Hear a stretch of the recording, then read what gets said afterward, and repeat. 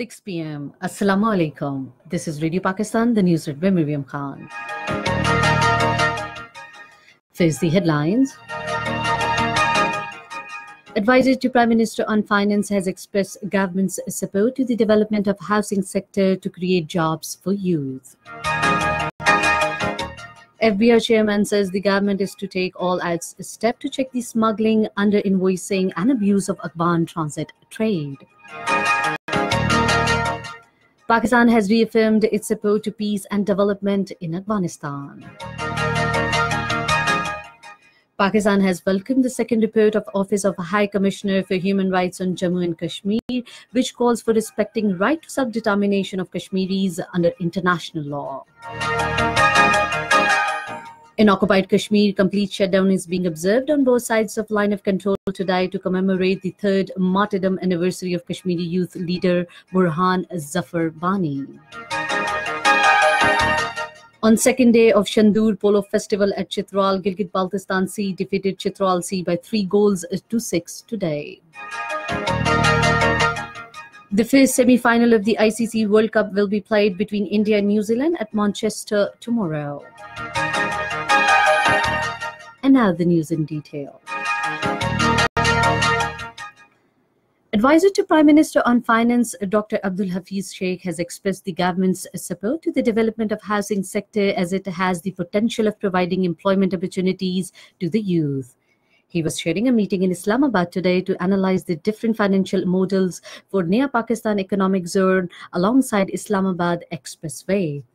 Dr. Abdul Hafiz Sheikh assured of providing all possible assistance of any financial plan that is prepared, keeping in the view of requirements of all the relevant law of the country.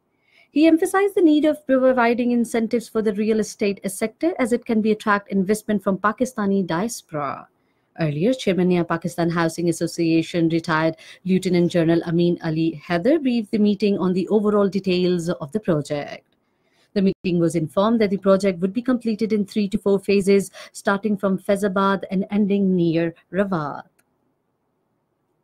Chairman FBR Shabarzadi has said that the government is seriously considering the steps to check smuggling, under-invoicing and abuse of Afghan transit trade agreement.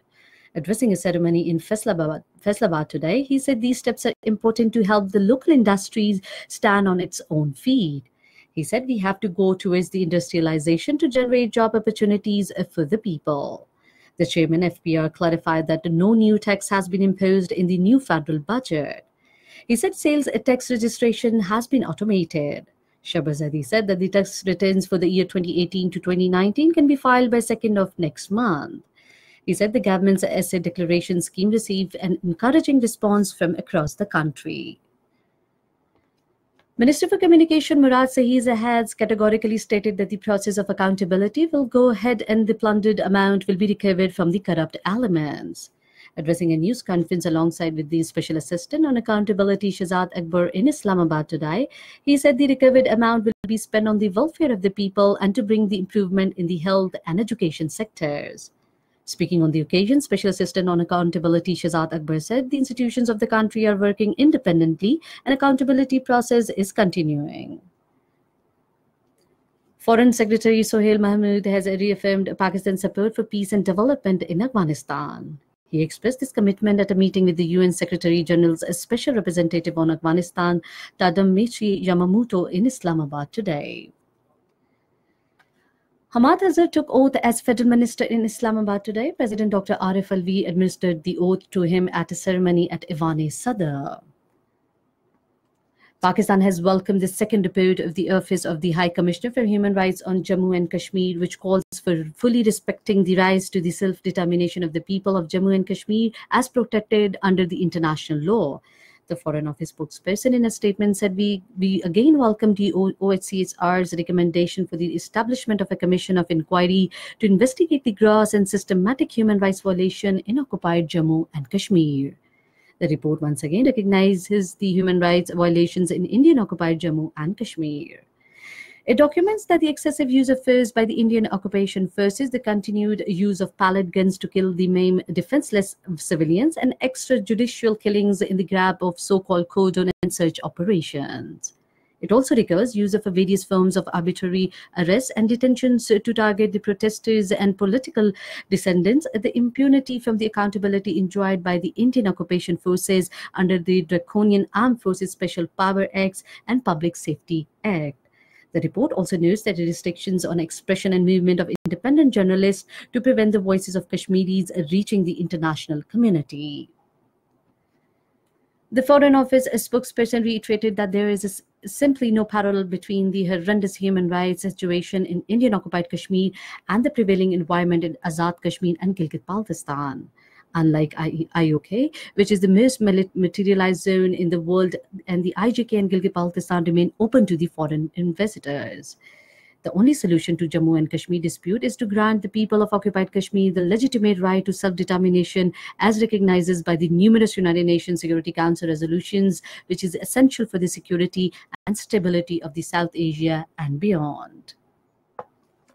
This is Radio Pakistan giving you the news.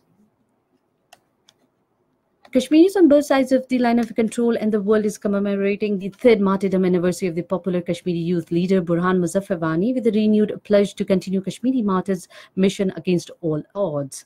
According to Kashmir Media Service, complete shutdown was marked by curfew and other restrictions is being across occupied Kashmir today. Call for the strike was given by the Joint Resistance Leadership to pay tributes to Burhan Wani, his associates, and other martyrs of 2016 mass uprising. Burhan Wani was martyred by the Indian troops in a fake encounter in Kokarnag area of Islamabad district on this day in 2016. Big rallies and marches were held in Islamabad, Muzaffarabad, Kotli, and other parts of Azad Kashmir. In Islamabad, a walk was held from China Chowk to D Chowk to pay tributes to the martyrs, a young Kashmiri leader. It was organized by the APHC Azad Jammu and Kashmir chapter and was attended by the large number of people. Prime Minister of Azad Jammu and Kashmir, Raja Farooq Haider, addressing the participants, said Burhan Wani played an important role in highlighting the Kashmir freedom struggle. Intra-Afghan talks are underway in Doha, Qatar for the second day today with a positive message from the participants to reach a settlement for peace in Afghanistan. The dialogue has been sponsored by the Qatar and Germany and is being attended by the 15 Afghan politicians, activists and journalists from across the political and social spectrum as well as the Taliban representatives. In his tweet, U.S. Secretary of State Mike Pompeo expressed satisfaction over the intra-Afghan peace dialogue. In Afghanistan, Taliban have set free 40 security personnel from their custody in northern Jowzjan province. This was the second group of Afghanistan security personnel released in Jowzjan province over the past week. Earlier, Taliban has released 32 Afghan security personnel a week ago after capturing the Koish Tepa district in Jowzjan province. Germany has rejected demands by the United States to deploy the ground troops in Syria. German government spokesperson Steven Seibert told a regular news conference today that Germany is envisaged striking to the current measures in the anti-Daesh coalition, and this includes no ground troops.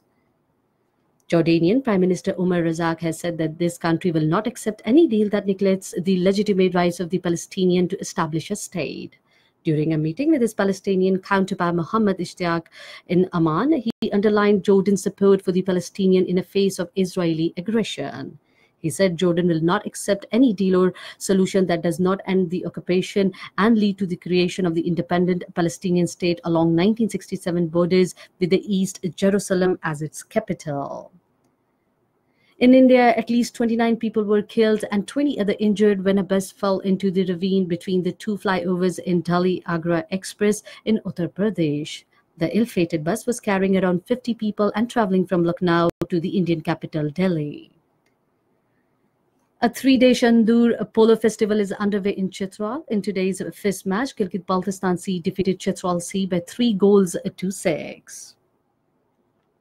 The first semi-final of the ICC World Cup will be played between India and New Zealand at Manchester tomorrow. The match will start at 2:30 Pakistan Standard Time.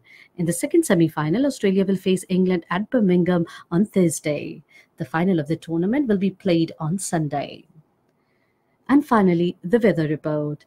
Mainly hot and humid weather is likely to prevail in most parts of the country during the next 24 hours. However, dust, thundershower, rain with a few heavy falls accompanied by the gusty winds is expected at scattered places in Islamabad, Rawalpindi, Gujranwala, Lahore, Sargodha, Faisalabad, Dera Ghazi Khan, Hazara, Peshawar, Mardan, Kohat, Job, and Kashmir. And that is the end of the news. For more news and analyses, log on to our website radio.gov.pk and also watch live video streaming of our bulletins on the link facebook.com/Radio Pakistan News Official.